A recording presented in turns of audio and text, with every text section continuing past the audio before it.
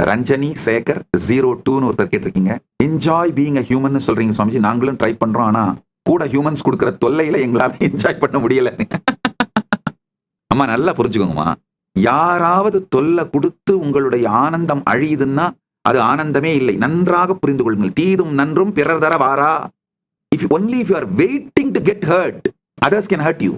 நீங்கள் துக்கப்படுவதற்கு, துயரப்படுவதற்கு காத்து கொண்டிருந்தால் மட்டும்தான் மற்றவர்களால் அதை உங்களுக்குள்ள ட்ரிகர் பண்ணி விட முடியுமா? யாராலும் ட்ரிகர் பண்ண முடியாத பரமசாந்த ஸ்வரூபத்துக்குள்ள, பரமசாந்த நிலைய உங்களுக்குள்ளேயே பில்ட் பண்ணிக்க முடியுமா? It's a capacity, it's a competence, அவ்வளவுதான். இப்போ எப்படி வளரும் பொழுது நீங்க பல கெப்பாசிட்டி காம்பிடன்ஸ்லாம் பில்ட் பண்ணிக்கிறீங்க இல்லையா?